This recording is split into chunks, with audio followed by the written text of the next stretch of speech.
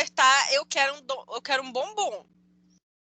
Mas aí Fora para a minha. vocês receberem, a gente vai ter que botar o último dia de aula, todo mundo presencial. Aí vocês vão ter que pegar lá, eu quero ver. Pera, é bolão, é? Ó, a Luísa, ela só se manifesta agora, né, Luísa? Não. Falou em bolão e no lanche logo. Eu falei, essa menina é demais, essa Luísa. Mas olha só, gente, vamos lá continuar. Nós fizemos uma abordagem ao longo desses dias, abordando um problema de saúde pública. Falei para vocês que na nossa segunda avaliação nós íamos, vamos dizer como assim, nós íamos enfatizar melhor os programas de atenção em saúde. Esses programas são, por exemplo, a Estratégia Saúde da Família, o NASF, que é o Núcleo de Atenção à Saúde da Família. E eu não sei se eu cheguei a comentar com vocês, mas não criticando, porque o nosso momento de aula não é para a gente necessariamente ficar pontuando isso com muita excessividade, mas infelizmente com o novo governo federal, nós tivemos um novo projeto para simplesmente acabar, né, com o NASF, o Núcleo de Atenção à Saúde da Família. Isso foi uma situação que preocupou muito os profissionais da área da saúde e principalmente da atenção básica, tá? Mas antes disso, deixa eu só confirmar com vocês. Vocês estão conseguindo ver o slide, gente? Sim ou não? Sim. Sim. Sim. Perfeito. Então, olhem só. O nosso tema hoje é atenção primária à saúde no SUS, seus contextos e desafios. Perfeito. A gente discutiu na nossa primeira avaliação sobre o SUS, sobre o seu surgimento, falamos da luta social que envolve o SUS e vamos começar a falar agora de algo que é uma palavra que talvez a gente tenha comentado naquele primeiro momento, mas que a gente talvez não tenha conceituado, né? Que é a sigla APS, que significa Atendimento Primário em Saúde, tá? E a sigla AB, que significa Atenção Básica. Perfeito. Quando nós falamos em atenção básica, nós lembramos de uma palavra que é base, né?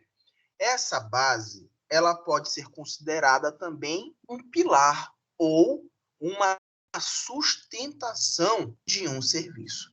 Perfeito. Se ela é um pilar ou se ela é a sustentação de um serviço, significa dizer que se eu quebrá-la, se eu fragilizar essa estrutura, eu vou ter um segmento em saúde fraco e passível de, entre aspas, cair. A nossa atenção básica ou a atenção primária em saúde, ela tem a funcionalidade de evitar, prestem atenção, o estrangulamento do serviço hospitalar e dos centros de referência. Como o próprio nome já diz, ela vai sustentar essas estruturas em si. Então, significa dizer o quê? Professor, se eu tenho uma atenção primária em saúde, eficaz em saúde mental, eu vou ter muitas internações hospitalares? Não. Perfeito. Professor, se eu tenho uma atenção básica que respeita os direitos do portador de transtorno mental, eu vou ter futuramente muitas intervenções mais severas? Não, né? Já falamos que a atenção primária, ela precisa ser fortificada, pode ser fortalecida, entre outros elementos muito importantes. E aí, gente, o que é que a gente precisa entender? Quando começou-se a pensar no SUS, nós estávamos finalizando um processo conhecido como regime militar. Vocês todas já ouviram falar sobre isso. O regime militar, ele é visto por alguns como algo que foi positivo para o Brasil e é visto para outros como uma coisa totalmente desnecessária, violenta, desrespeitosa. Nós, no nosso ponto de vista de estudo de hoje, nós não vamos olhar para o regime militar um todo. Nós vamos olhar para a sua construção de saúde. Como é que funcionava o sistema de saúde na época do regime militar? Muitas pessoas talvez não tenham passado por isso, mas o exemplo que eu dou para vocês é um exemplo que ocorreu muitas vezes em muitos estados. Vamos imaginar que uma pessoa ela necessite, vou dar um exemplo básico, tomar 3 vacinas esse mês numa unidade de saúde. A vacina a vacina B e a vacina C. Quando ela chega num posto de saúde, era determinado a ela o seguinte: dona fulana, seu fulano, esse semestre nós só vamos ofertar a vacina A. Mas olha, eu preciso tomar 3 vacinas. Não interessa, a senhora vai dar a vacina A. Não reclame, porque o Estado já está lhe dando essa vacina, entendeu? Então, vocês percebem, era um discurso de eu estou lhe dando isso, aceite o que lhe é dado, entendeu? Mas não é o serviço que eu preciso completo, não interessa, fique feliz com o que você tem. E naquela época, os militares e os governantes ainda, né, falavam, olha só, eu me esforço, mas todo mundo tem alguma coisa, melhor do que não ter nada. Claro que esse pensamento foi um pensamento retrógrado, perdido, né? O nosso pensamento não é esse. Tanto que quando o SUS surgiu, a gente percebeu aquela frase grandiosa. SUS, né? Saúde, um direito de todos, um dever do Estado. Onde o indivíduo tem direito à atenção primária, secundária e terciária. Do momento que começou-se a pensar no SUS até hoje, nós temos mais ou menos 40 anos. O SUS, quando idealizou os seus programas, ele pensou em um programa extremamente importante para a saúde mental, assim como outras áreas específicas, que é o que ficou conhecido inicialmente como Programa Saúde da Família, tá? Programa Saúde da Família mudou, né, o seu conceito, mudou a sua sigla e virou Estratégia Saúde da Família. Agora, gente, eu não sei se vocês conseguem responder isso, mas eu pergunto para vocês, qual é a diferença de uma palavra programa para estratégia? Por que que o Programa Saúde da Família virou Estratégia Saúde da Família? Vocês conseguem me dizer? Assim, por uma etimologia da palavra, eu acho que programa talvez seja algo meio estagnado, não sei, como se já tivesse completamente formado. E estratégia seria algo mais fluido, talvez algo que está dependendo mais de várias participações, de vários segmentos diferentes que vão proporcionar pensamentos e visões diferentes e que vão agregar naquele sentido. Eu acho que, pelo Certo. menos quando eu ouço, parece algo mais fluido. Não sei. Perfeito, gostei. E aí, foi interessante esse seu exemplo, porque a gente se pergunta o seguinte: se hoje eu chegasse para qualquer um de vocês, né, poderia ser para a Fernanda, para a Luana, para a Luíse, e falasse o seguinte: toda vez, né, que vocês atenderem um portador de transtorno mental menor de idade, vocês devem deixar de lado, né, a questão socioeconômica dele. Um exemplo, né, que isso não vai acontecer. Isso condiciona vocês a um comportamento pré-determinado. Muitas vezes, os programas em saúde, eles querem, né, condicionar o comportamento a um único segmento. Quando nós falamos em estratégia, nós estamos falando na capacidade que o profissional tem de organizar, planejar suas ações sem uma intervenção direta.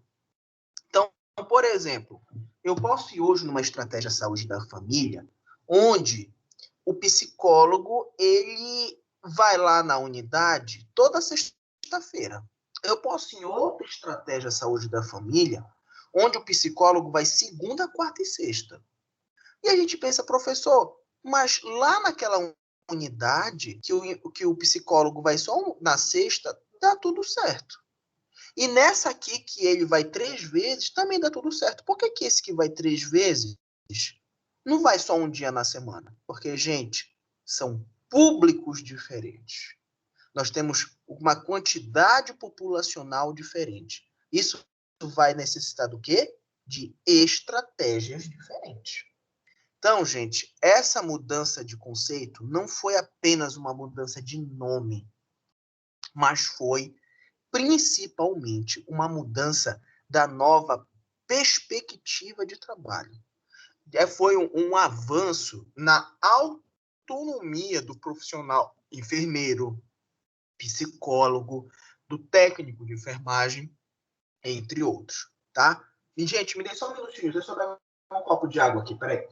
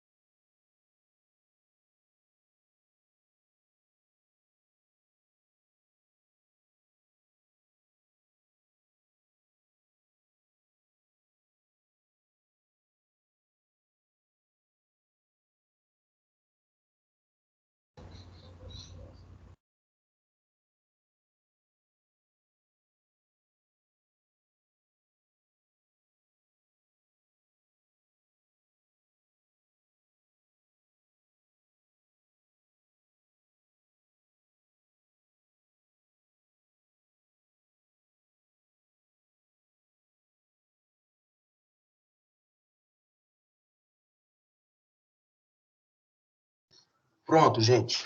E aí, o que é que a gente começa a perceber? Com esse nome, estratégia, a gente começa a ter agora uma nova perspectiva de saúde mental. Claro. Por exemplo, lá no bairro X, a maioria dos fatores que levam as pessoas ainda ao adoecimento mental estão relacionadas a, por exemplo, a violência social.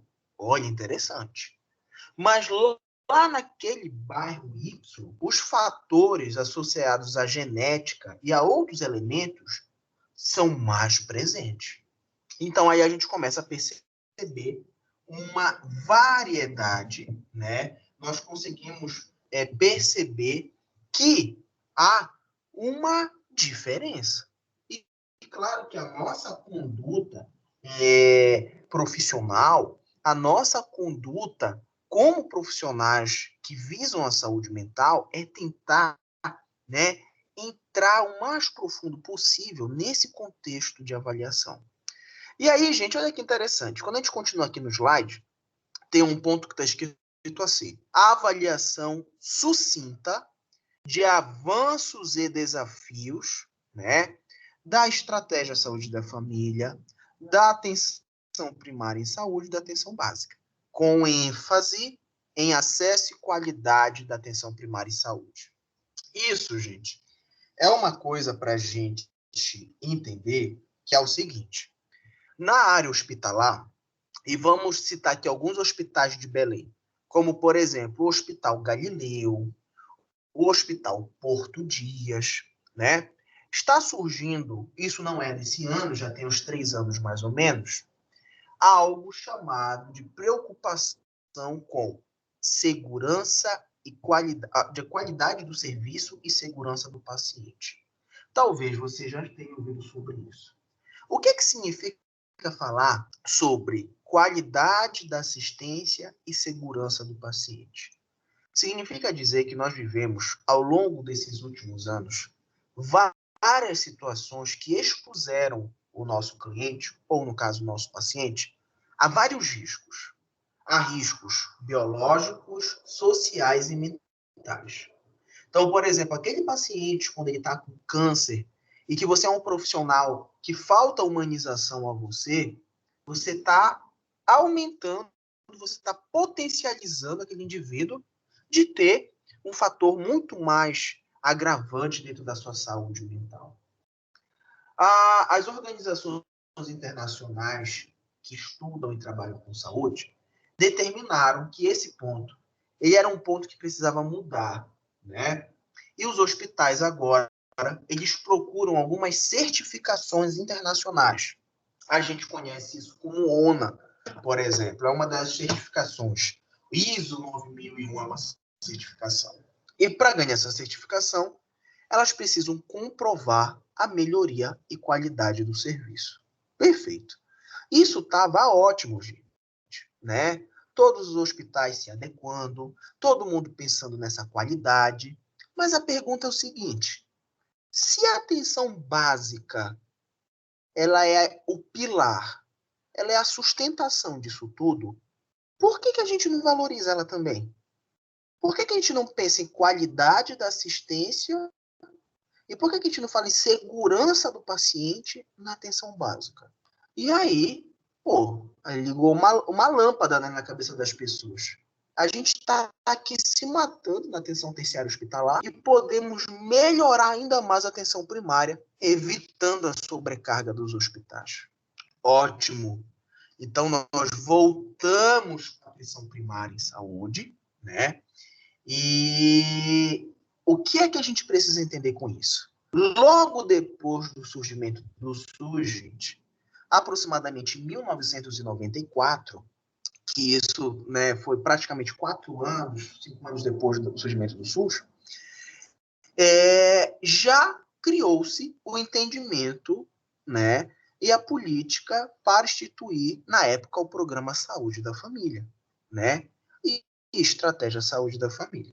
Mas olha que interessante, esse programa surgiu em 1994, na época um programa, e foi apenas há 3 anos ou 4 anos atrás que as pessoas tiveram essa lâmpada ligada.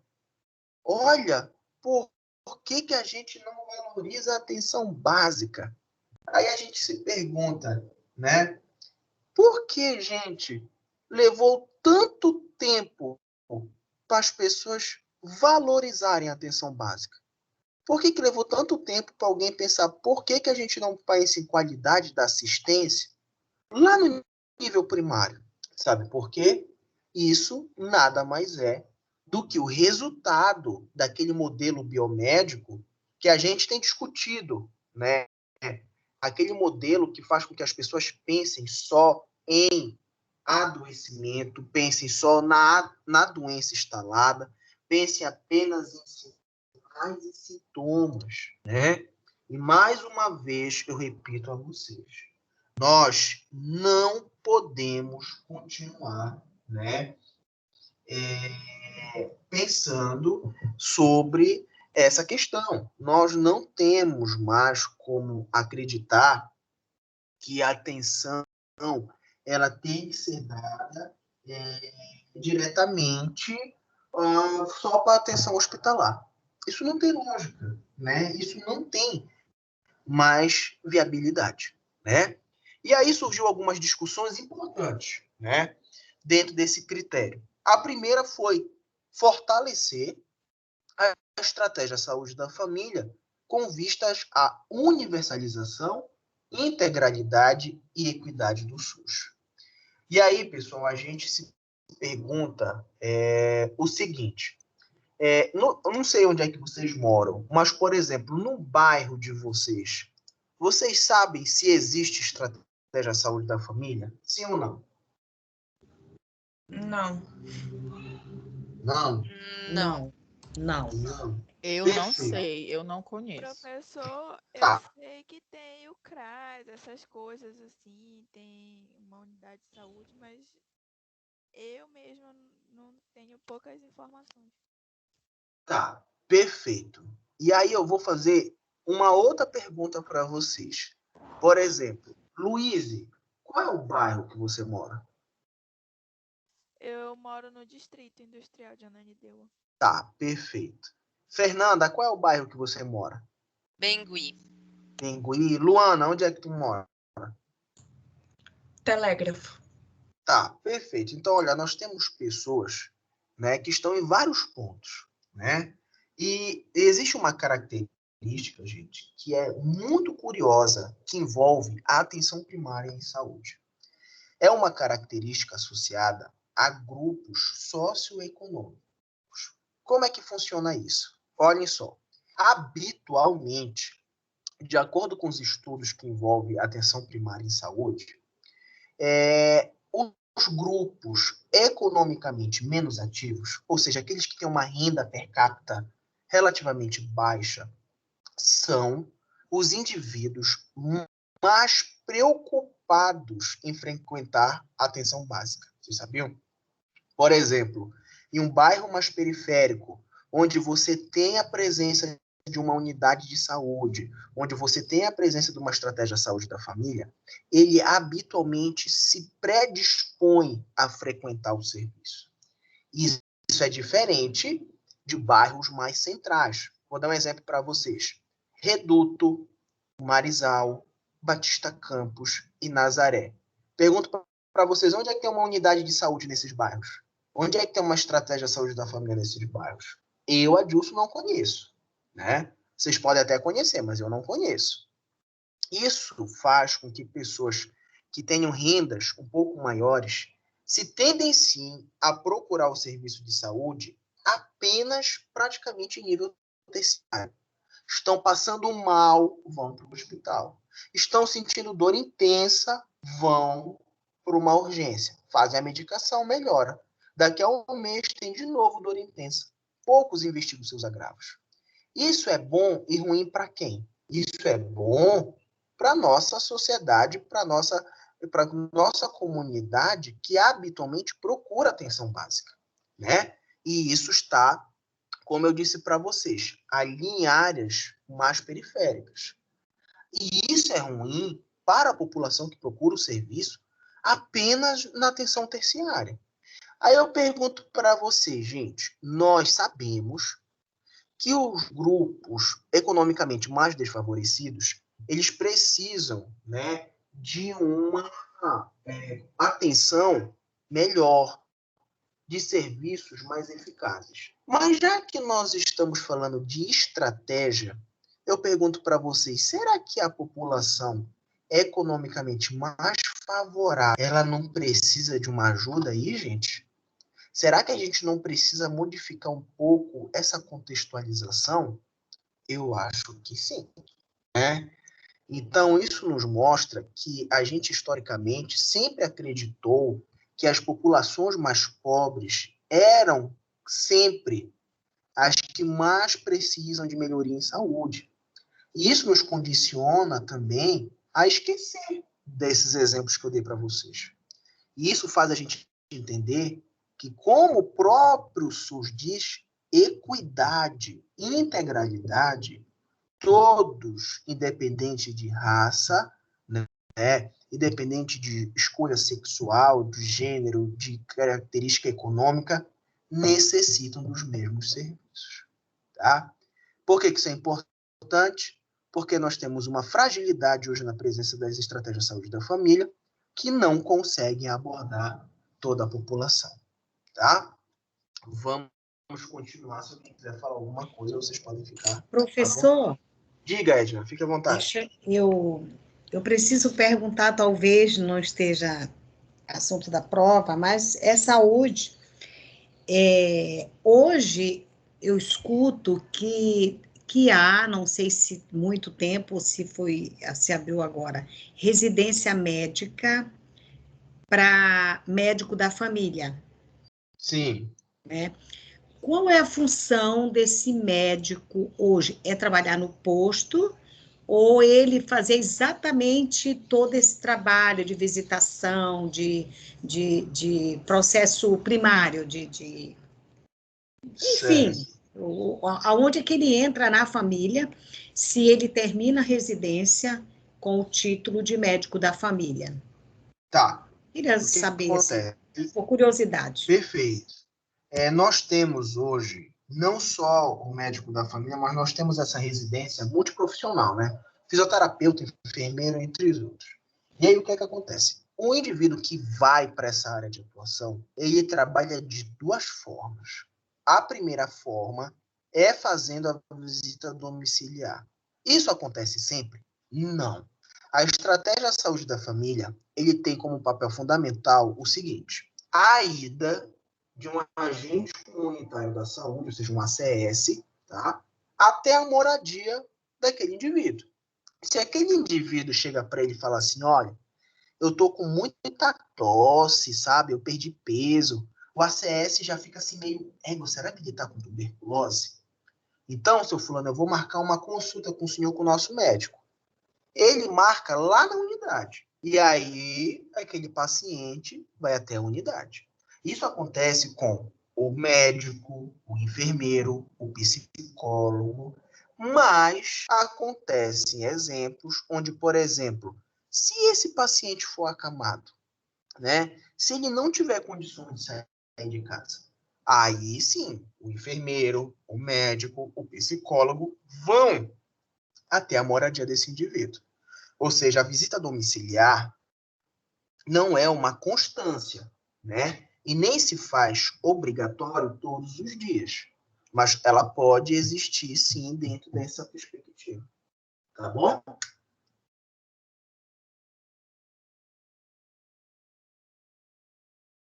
Acho que sim, né? Não cheguei a ouvir. Acho que Então, sim, professor. certo. Então, olha só.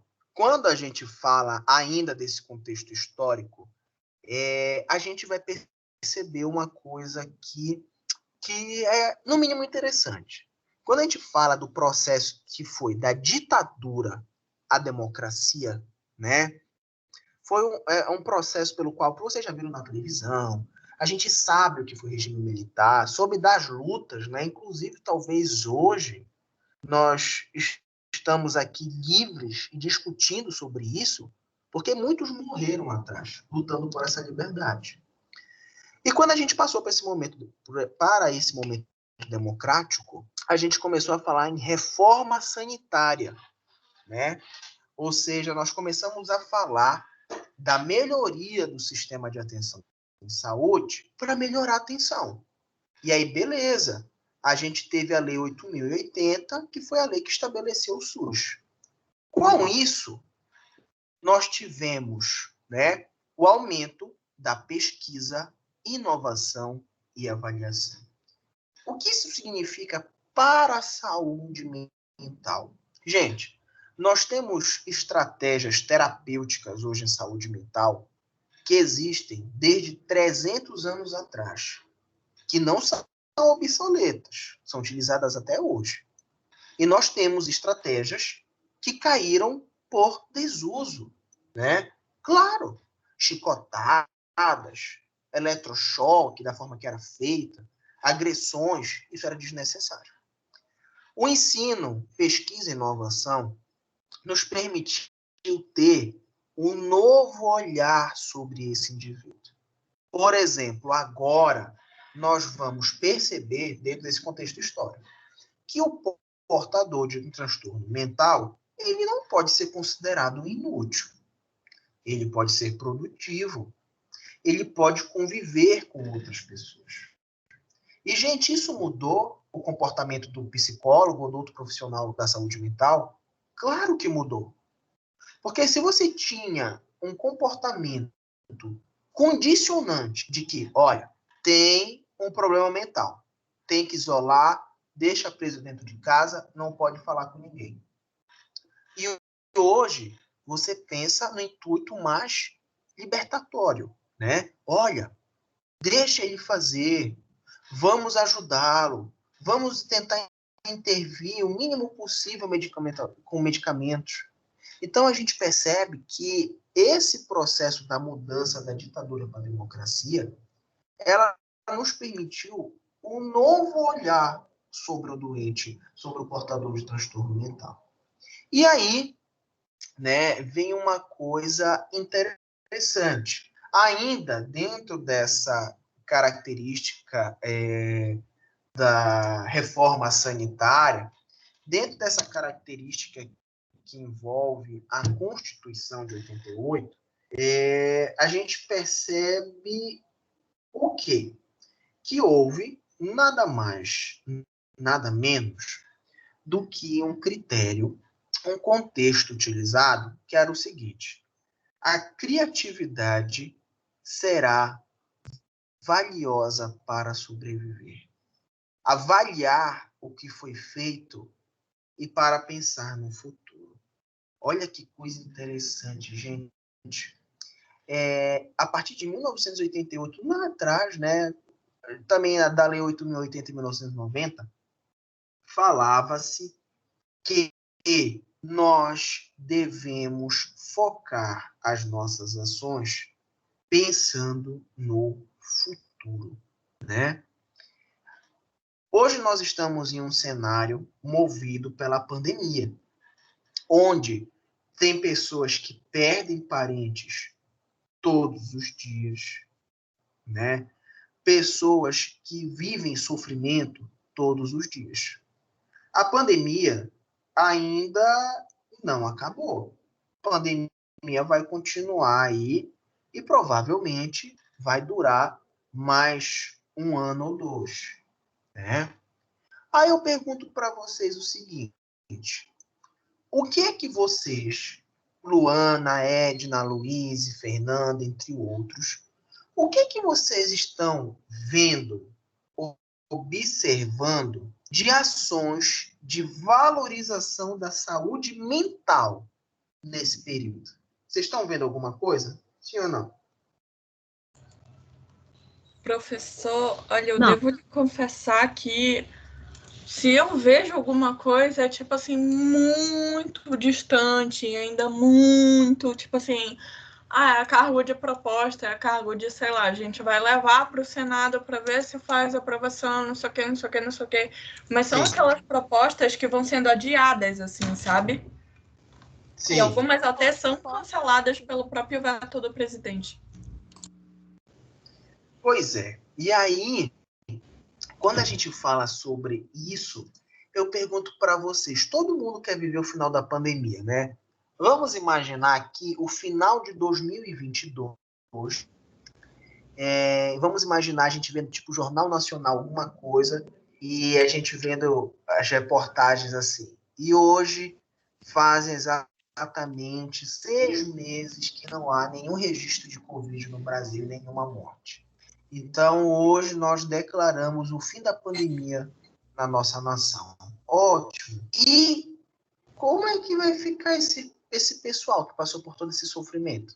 Será que quando o Jornal Nacional falar disso, vai todo mundo ficar bem? As pessoas vão esquecer que perderam familiares? As pessoas vão esquecer o sofrimento psíquico que passaram nesse período de pandemia? O isolamento social? E eu acho que não. E provavelmente vocês acham que não, né? Porque tem as sequelas, tipo, porque uma coisa, por exemplo, eu tô, sei lá, eu bati o meu joelho ali, sei lá, onde eu me machuquei. Ok, eu tenho metiolate aqui em casa, tem medicamentos, aí eu passo. Depois de um tempo, ok. Depois de um tempo, para a dor. Mas tem certas coisas, tipo assim, quando a pandemia acabar, ainda vão ter as sequelas. Ainda vai ter, tipo, o que o senhor falou, a questão de o pessoal que perdeu parente, perdeu amigo, perdeu de uma hora para outra as pessoas, viu do nada, entre aspas, a pessoa ter que ser internada às pressas. Sim. Não poder se despedir, não poder ir no enterro. Então, como é que fica o psicológico dessa pessoa? Porque uma coisa digamos assim, entre aspas, pequena que acontece hoje, reverbera, sei lá, daqui a quantos anos, imagina algo dessa magnitude, entendeu? Então, realmente, eu acho que as políticas que estão sendo aplicadas agora em questão à saúde mental, eu acho que elas estão sendo ineficientes, talvez, e tipo, insuficientes para lidar com tudo isso. Uhum. E aí, gente, eu vou dar outro exemplo para vocês. Daqui a pouco, daqui a alguns anos, né? Vocês estão no terceiro, tem mais uns 3 anos aí de faculdade. Peraí, gente, só um minuto, rapidinho.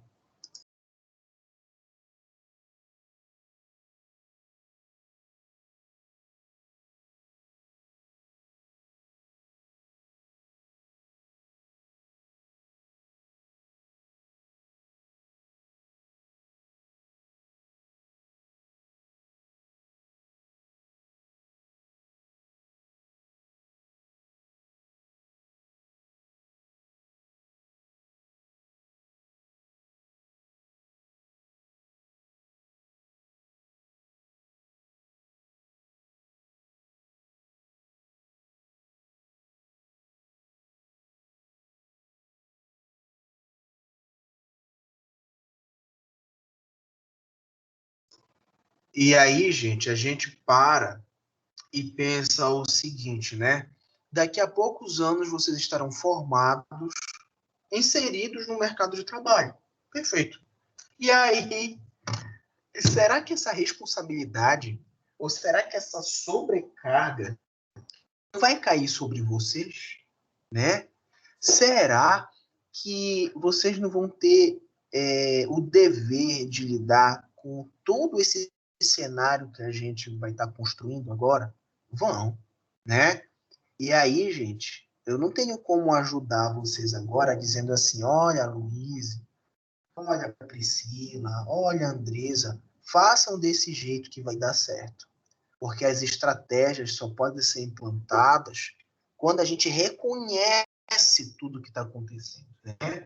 E aí sim, e aí vem os novos desafios para vocês a partir desse momento, tá? Vamos continuar aqui a nossa aula. Olhem só. Dos anos de chumbo ao acaso da ditadura e ao nascimento da democracia do SUS. Perfeito. Já sabemos que agora o portador de transtorno mental ele tem uma nova forma de olhar para ele. Hoje, em 2021, nós sabemos que essa forma não é a perfeita, mas muito melhor do que anos atrás. A reforma sanitária, um motor e curso dos esforços a favor de um sistema público universal, integral e equânime, com uma atenção primária em saúde forte, principalmente nas periferias urbanas e nos rincões remotos do país. Foi o que eu falei para vocês. Nós precisamos valorizar em todas as áreas, periferia ou não. De plena democracia ao acaso da política e ao nascimento da ditadura financeira global. Nossa, gente, o que a gente quer falar com essa palavra? Parece que a gente está numa aula de geografia, né? Nascimento da ditadura financeira global, né? Isso, gente, vai se relacionar a algo que eu já falei para vocês lá na primeira avaliação, que é o seguinte, né? Nós falamos sobre como hoje saúde, né, se relaciona, como hoje saúde está andando conjuntamente com o fator financeiro. Áreas com mais dinheiro, mais recurso, são áreas que agregam mais recurso na nível de saúde, né? Isso é um grande problema que nós vamos evitar, tá bom? O que é que a gente também precisa entender, né? Nós precisamos entender também que é essa ditadura financeira, ela não vai acabar agora, gente, nem amanhã. Isso vai perdurar, no mínimo, por mais uns 50 anos. Entre 50 a 70 anos. Ou seja, nós vamos, provavelmente, trabalhar, nos aposentar e não vamos ver a mudança dessa perspectiva. Né? Então, isso vai ser um ponto que vai nos fragilizar dentro desse cenário.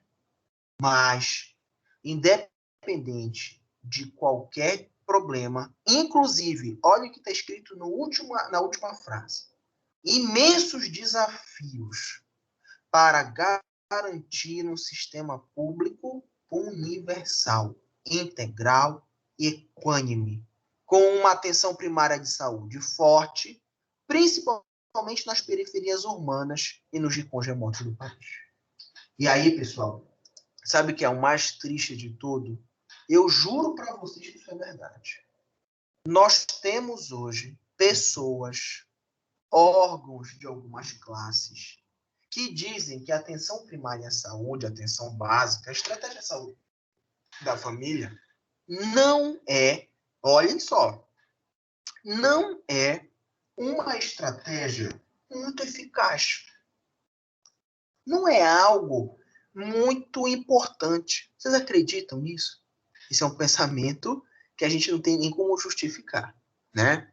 Baseado nesse pensamento, Professor, queria... se eu puder falar só um instantinho, só para dar um adendo nessa sua fala, só para complementar um pouquinho. Certo. Se o senhor me perguntar se eu acredito, eu preciso falar que eu não duvido mais de nada vindo de certas pessoas. Sim, porque, sim. Olha, tá tão louco hoje, o fervor assim, de mais opiniões, que eu fico olhando e eu penso, gente, não faz nenhum sentido, mas tudo bem. Uhum. E rapidinho, deixa eu só atender aqui, tá?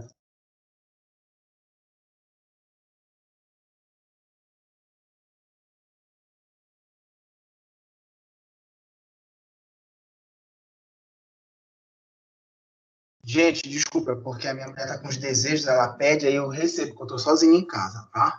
Mas olhem só, é curioso isso que a nossa amiga falou, porque a gente às vezes até pensa, né? Será que isso tudo tem significância mesmo? Será que essa atenção primária, ela é tudo isso que falam, né? E então, gente, agora nós vamos ver, é um pequeno vídeo, acho que tem 10 minutos, que fala sobre o que a gente faz na atenção básica, né?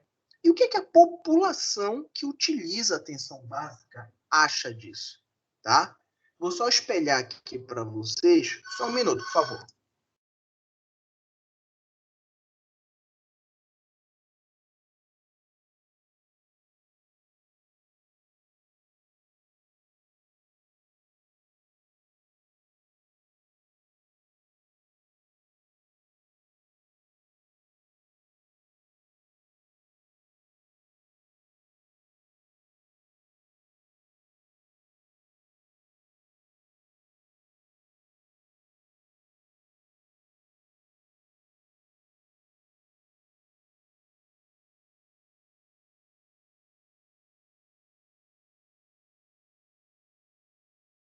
Só um minuto, gente. Estou só procurando o vídeo. Peraí.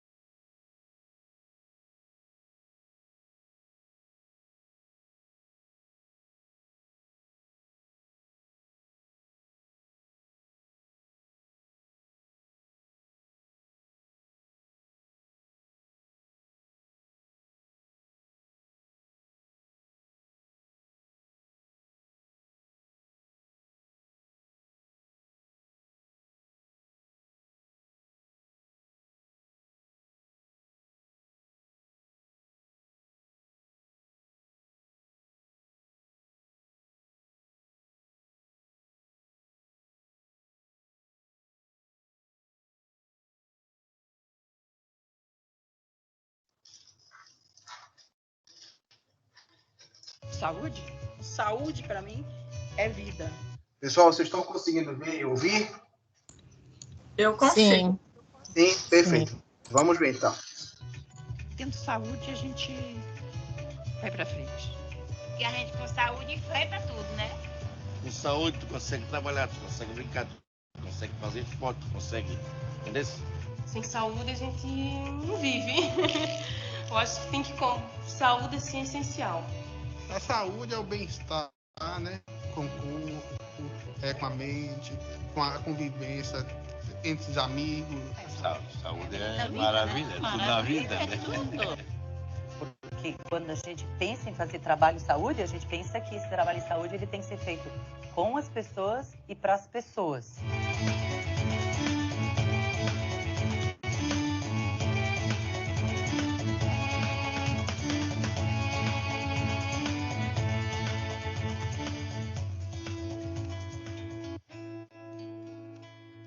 Casa, dona Júlia. E aí, Júlia? Como é que estão os dois? Eu achei que eu ia perder ele. Porque muito medo, assim, dele não vir, né, ao nosso mundo. E como é que tá a amamentação? Tá ótimo. Tá tendo alguma dificuldade? Não, ele pega o peito super bem. Parece já acho que nasceu mesmo de 9 meses. Que coisa boa. Pega super bem. Mama. Só mama.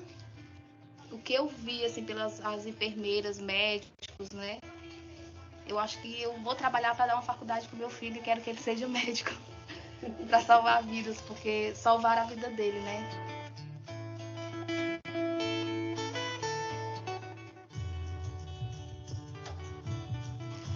Bom, a estratégia de saúde da família é todo um acompanhamento de toda a família por uma equipe de saúde. É o acompanhamento da família dentro de todo o seu ciclo de vida. Isso eu acho que é um diferencial de saúde da família. Nós não atendemos um paciente, nós atendemos a família, que nós sabemos que isso interfere diretamente na qualidade de vida e na saúde da pessoa. A estratégia de saúde da família faz a promoção da saúde, né? Porque ali no hospital você já está lidando diretamente com a doença. Aqui não, você tem como promover essa saúde, evitar que essa pessoa chegue a ficar doente, né? Acompanhando as pessoas de uma forma mais tranquila. Acho que a característica que mais marca é a questão do entrar na casa do paciente. Entrar na casa de uma pessoa, ou a gente entra na comunidade, né? A gente começa a fazer parte da história daquela pessoa. Fazendo parte da história, você passa a ser um membro. E aí sim que você pode propor alguma coisa para melhorar a vida daquela pessoa. Faz assim, ó. Você sabe fazer? Tadinho, sabe? Isso para nós é especial, né? Para mim, pelo menos, que a dificuldade de andar é meia grande, né? E é uma maravilha. É membro da família, né? Venho aqui sempre para ver se tá tudo certo, fazendo nossos combinadinhos, né? Eu tava com 118, emagreci 13 quilos. É uma vitória. Então tem que emagrecer mais, mas é devagarzinho, né? Tem que ser devagarzinho.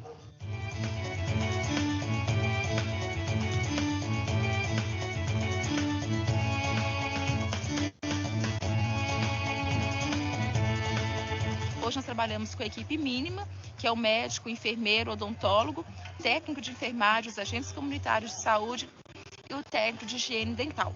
O modelo da estratégia de saúde da família, ele foca nesse trabalho multidisciplinar e no trabalho de integração. Porque só um não conseguia fazer o serviço. Tem que ter um todo, né? Um grupo. É muito importante esse trabalho em equipe. Os agentes de saúde são os nossos olhos dentro de cada residência. E o nosso papel maior é de informar. O agente de saúde, ele forma assim, uma ponte entre o paciente e o serviço de saúde. Na verdade, a gente faz o trabalho de trazer da comunidade para o posto o que eles precisam, né? Que é discutido em equipe. E depois a gente retorna para a família com o que ficou decidido. Uma consulta, um exame ou uma orientação para aquela família.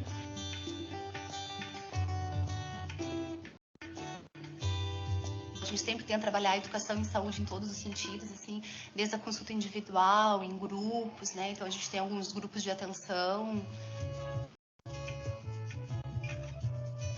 Eu lavava a roupa com cigarro na boca, eu varria quintal com cigarro na boca. Ela disse, Sandra, quem prefere, perder a perna ou o cigarro? Aí eu disse para ela, eu preciso de ajuda, porque eu não vou conseguir. Quer viver, Sandrinha? Acorda. Então já a gente é chamada aqui, é convidada. Aí dali, através dessa reunião, da gente conversar, aí começa o tratamento do cigarro. Não ia. Aí desisti de vir, eu digo, não vou mais não. Aí ele ligou para minha casa. Sandra, a gente tá te esperando. Ninguém vai desistir de ti. Foi isso, porque eu tinha obrigação, pelo que eles lutaram por mim, em deixar o cigarro. E hoje em dia eu agradeço muito. Eu sou muito feliz, porque eu tô livre agora. Isso aqui não é médico, isso aqui é uma amiga.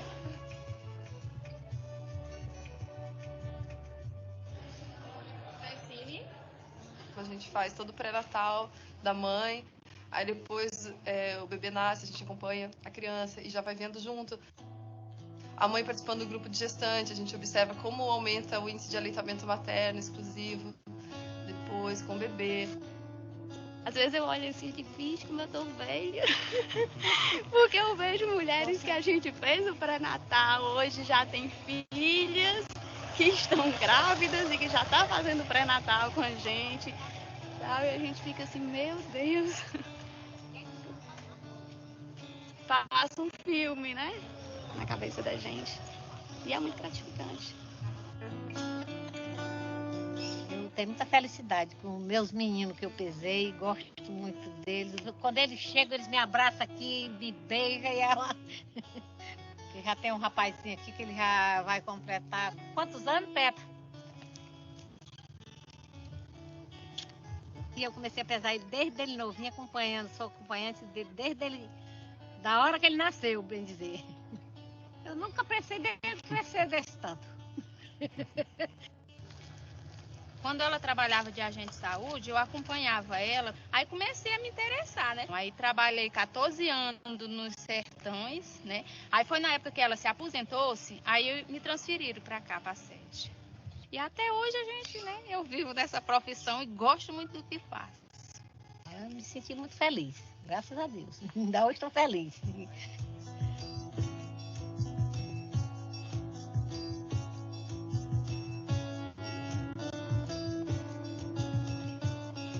Olha, para mim a saúde deu uma virada. Sim, para melhor. Eu acho que tinha muitas pessoas que tinham preconceito de ir no posto, porque é médico ali, aquilo, né? E é mal atendido. Hoje não, as pessoas, as enfermeiras, e todo mundo trata a gente. Oh, senhora, vai. Esse negócio de informatizar que foi uma maravilha. Chega na frente do médico, no instantinho já sabe o que eu fiz, o que eu não fiz. Nós temos aí agora um trabalho muito bom, com o trabalho da enfermeira, do médico, do dentista, dos agentes, a participação das pessoas, né? Exatamente, porque vocês interagiram com a comunidade, foi todo o diferencial foi a partir daí, né? Vocês não ficaram né, atrás do balcão, somente lá dentro, né?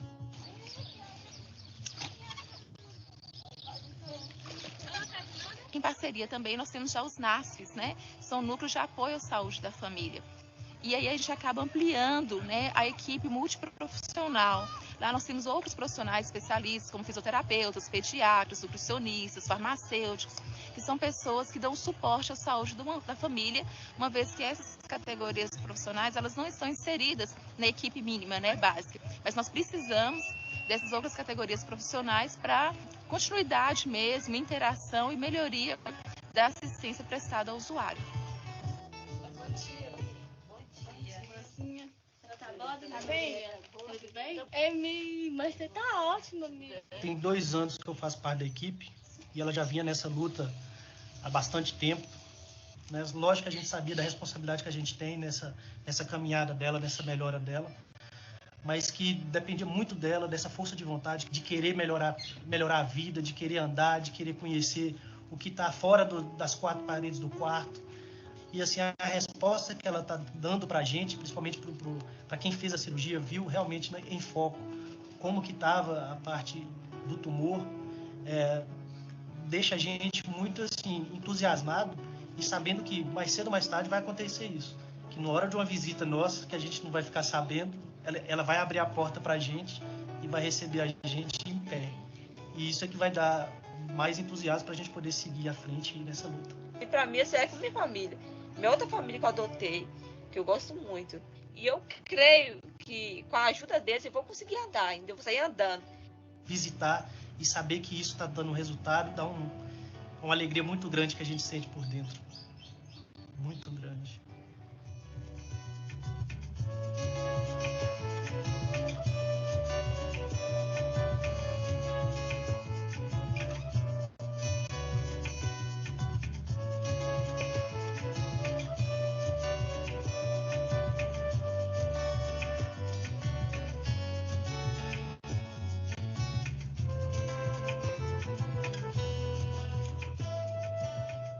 Ter saúde é você ter o mínimo. É o bem maior que a gente adquire, que a gente tem que conservar. E pensar no PSF é pensar em avanço. Eles não são só nota 10, são nota 1000. Onde tem PSF, inegavelmente virou hoje sinônimo de melhora de qualidade de vida.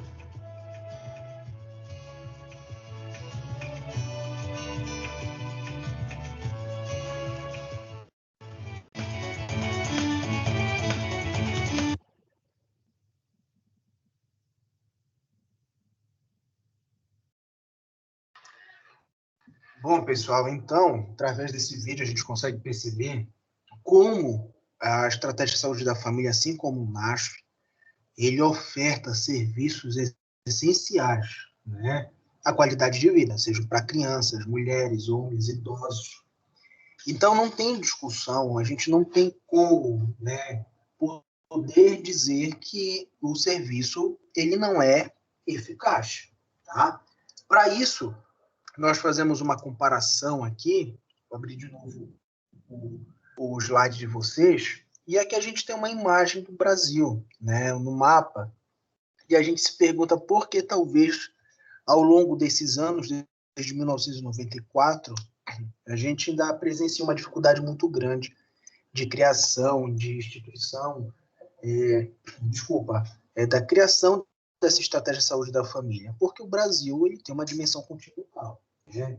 Então, são mais de 8 milhões de quilômetros quadrados, onde, infelizmente, a gente não consegue ter acesso a todas as áreas. Lembre-se que no Pará, nós temos municípios que a gente leva 7 dias para chegar de barco, né? Isso mostra a dificuldade de acesso e as problematizações existentes. Em 2017, nós tínhamos aproximadamente 42 mil equipes de estratégia de saúde da família, e cada equipe, né, de uma maneira geral, ficava responsável por aproximadamente 3 mil pessoas, né? Isso significa dizer que 63% da população brasileira tinha acesso à estratégia de saúde da família, né? Nós temos um gráfico aqui interessante, que é esse daqui, que nos mostra como ocorreu a melhoria da estratégia de saúde da família entre os anos de 1998 e 2017. Em 1998, nós tínhamos apenas 2.054 equipes, né, de saúde da família. Em 2017, esse número foi para 42.105, ou seja, um aumento de mais de 40 mil equipes. Isso teve um papel muito importante, na verdade, teve um elemento que ajudou esse processo, que foi a criação do programa Mais Médicos. Acredito que vocês já ouviram falar sobre esse programa. Ele foi um programa que teve o intuito de trazer médicos cubanos para exercer a profissão aqui no Brasil. Naquela época, o governo federal queria oferecer R$10.000 para os médicos brasileiros para trabalhar nessas áreas. Eles achavam pouco. Então, o governo federal teve a estratégia de trazer médicos de fora. E isso foi um grande problema, porque quando eles chegaram no Brasil, muitos profissionais, muitos médicos foram no aeroporto, fizeram protesto, acho que vocês lembram disso, né? Mas, quando você ia para uma cidade afastada, tipo aqui no Pará, você ia lá para Redenção, para Conceição do Araguaia, ia lá para o interior dessas cidades, lá com certeza havia um médico cubano, né? Eles estavam nas áreas de mais difícil acesso que nós temos no Brasil. Ano passado, né, o nosso presidente presidente, junto com o governo federal, eles acabaram com o programa Mais Médicos. Muitos agradeceram, porque achavam que eram profissionais que não tinham habilidades para estarem aqui. Outros, né, sentiram muito por essa perda, por acreditarem, né, que realmente nós vamos ter uma fragilidade nesse serviço. Nós, ao longo de 1998 a 2013, tivemos um aumento importante da utilização das unidades básicas de saúde. Em 98, o que está em azul é a utilização de unidade básica de saúde, apenas 41% dos atendimentos foram em unidade básica de saúde. Em 2013, gente, foi 65%. Mais da metade de todos os atendimentos em saúde foram na unidade básica de saúde. E isso nos faz refletir o seguinte: se hoje a unidade corresponde a mais de 60% dos atendimentos, por que não fortalecê-la? Se hoje a atenção básica é a sustentação de todo o serviço de saúde, por que não valorizá-la, né? Então, esse ponto ele é um ponto importante para a gente refletir, porque, infelizmente, essas fragilidades elas se fazem por todo o Brasil. E vocês viram no vídeo que a estratégia de saúde da família já é uma ferramenta utilizada até em outros países, né? Alguns países da Europa já adotam essa perspectiva. Sabe por quê? Porque eles perceberam o que nós estamos falando aqui, que se é conhecido como uma atenção básica, significa dizer que é um pilar e precisa ser valorizado. Professor, foi mais prático porque eles levaram isso recentemente. Está mais avançado? Tá. Está mais avançado porque, como eu falei para vocês, só o estado do Pará ele é equivalente na sua extensão a 3 países europeus pequenos. Isso significa dizer que quanto menor for a região, a quantidade de populações, mais fácil o dinamismo de trabalho. Não estou dizendo que vai ser sempre fácil, estou dizendo que é mais fácil do que áreas com populações maiores. Tá bom? Gente, alguém quer perguntar alguma coisa? Sim ou não? Professor, tudo certo até agora para mim. Certo, Luana, diga, você vai falar alguma coisa? Não, professor, para mim tá tudo certo também. Tá, perfeito. Então, olhem só. O que é que nós precisamos entender da nossa aula de hoje? Nós precisamos entender que hoje a ferramenta mais importante que nós temos dentro da atuação em saúde é a atenção primária, a atenção básica, certo? A ferramenta mais utilizada para assistência em saúde dentro dessa área são as estratégias de saúde da família, né, e as unidades básicas de saúde. Nós temos um núcleo chamado NASF, que é o Núcleo de Atenção à Saúde da Família, que regula os atendimentos de acordo com a peculiaridade. Então, na estratégia de saúde da família, você sempre vai ter um médico, um enfermeiro, um técnico de enfermagem e um agente comunitário de saúde. O NASF, ele é uma retaguarda. Se naquela estratégia ele precisa de um fisioterapeuta, nós temos. Se ele precisa de um psicólogo, o NASF tem. Se ele precisa de um professor de educação física, o NASF tem.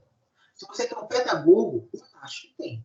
Isso tudo vai depender da região onde o NASF está inserido e das necessidades populacionais. Tem NASF com professor de arte, né?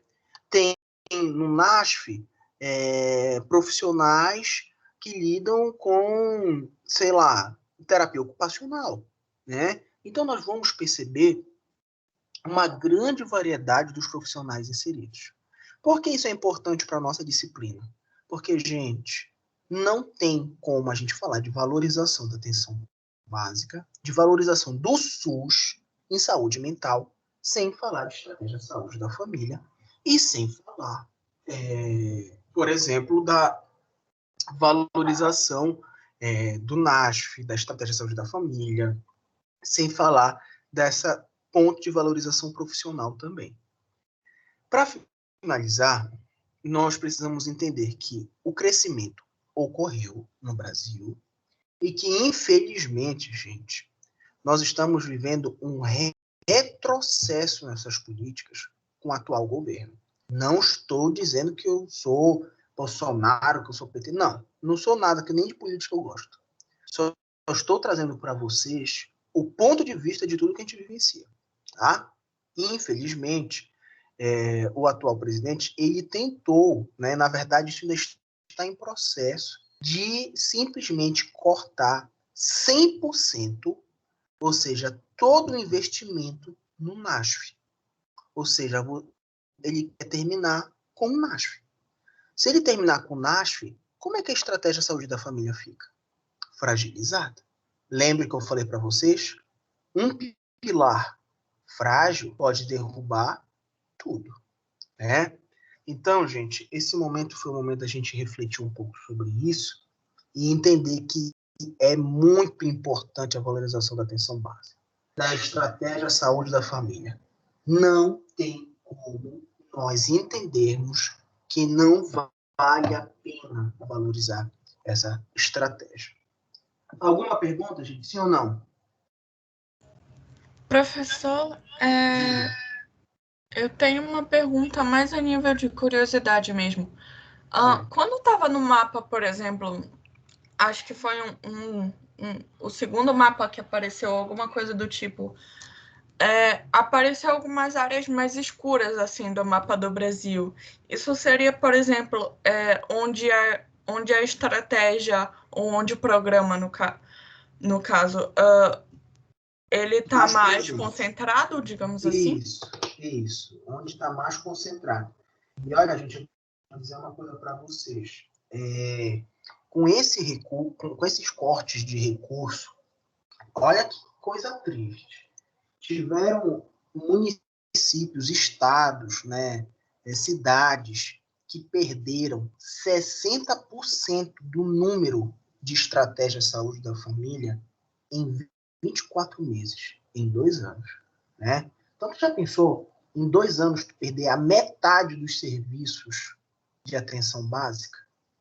Isso é o fim é o cúmulo. Isso daí, eu vou dizer uma coisa para vocês. Vocês percebem como a gente flui no nosso conhecimento? Como a gente sabe que isso é importante? Como é que os políticos não sabem disso? Como é que um prefeito, um governador, um secretário de saúde, um ministro da saúde não sabe disso? Né? Não é que não sabe, mas não valoriza, infelizmente. Tá bom? Mais alguma coisa? Da minha parte, para mim tá ok. Priscila, Luiz. Então, gente, olhem só. Vamos almoçar, né? Vamos... deixa eu ver aqui o que a Luísa respondeu, tá? Então, vamos almoçar, descansar um pouco. Quinta-feira a gente se encontra de novo, tá bom? Espero que a gente tenha tido um dia produtivo, como nós sempre temos, tá? Obrigado pela atenção mais uma vez. Como eu digo para vocês, é um grande prazer estar aqui. Então, fiquem com Deus e um grande abraço, tá bom? Ok. Tchau, tchau, professor. Obrigado. Tchau, tchau. Bom dia. Tchau, tchau. Bom dia.